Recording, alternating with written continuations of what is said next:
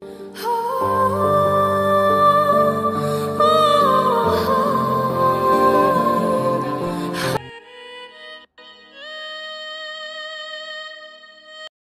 হতে পারেও করছি যে আমাদের অন্তত এই বাড়িতে স্পেস দেন, সে দেয় নাই। আমার হাজবেন্ড যদি কখনো আমার রুমে আসতো, আমার শাশুড়ি তার রুম থেকে আমার হাজবেন্ডকে ফোন দিয়ে তার কাছে নিয়ে যেত। মায়ের ভয়েও রুমের মধ্যে বসে বউয়ের সাথে কথা বলছে না পলাশ, এমনকি বউয়ের দিকে ফিরেও তাকাচ্ছে না।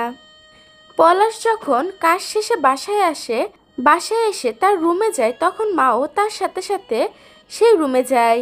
রুমে গিয়ে খাটের উপর বসে থাকে। ছেলে ও ছেলের বউকে একটু পার্সোনাল কথাও বলতে দেয় না। কিছুদিন আগেও সুস্মিতা কেঁদে কেঁদে এগুলো বলেছিল। এবার প্রমাণ মিলল ভিডিওটিতে। এই ভিডিওটি দেখলে বুঝতে পারবেন যে পলাশ এবং পলাশের স্ত্রীর সাথে তার শাশুড়ি কিরকম ব্যবহার করত। এ বিষয়ে বিস্তারিত জানতে সম্পূর্ণ ভিডিওটি না টেনে দেখতে থাকুন। কিছুক্ষণ আগে সামাজিক যোগাযোগ মাধ্যমে এরকম একটি ভিডিও ভাইরাল হয়েছে। ভিডিওটিতে দেখা যায় দুজন আলাদা বসে আছে, দুজন দুজনের দিকে তাকাচ্ছেও না, দুজনই বসে বসে মোবাইল দেখছে। আর খাটে বসে রয়েছে পলাশের মা এবং বোন। মুখ গম্ভীর করে বসেছিল দুজনে। ইচ্ছে থাকলেও দুজন দুজনের সাথে কথা বলতে পারছে না। মায়ের ভয়ে ছেলে মাথা নিচু করে রয়েছে, বউয়ের দিকে একটু তাকাচ্ছেও না।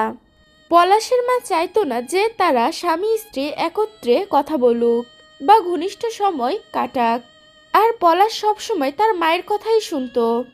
মায়ের কথাই বউয়ের সাথে দূরত্ব রাখতো পলাশ। এগুলো একদমই পছন্দ করতো না সুস্মিতা, তাই তার মন খারাপ থাকতো সবসময়ই। এইসব কারণগুলোর জন্যই তাদের সংসারে ঝামেলা হতো, যার কারণে প্রাণ দিতে হয়েছে পলাশকে। প্রিয় ভিউয়ার্স, এই ভিডিওটি দেখে আপনাদের কি মন্তব্য তা জানিয়ে দেবেন আমাদের কমেন্ট বক্সে।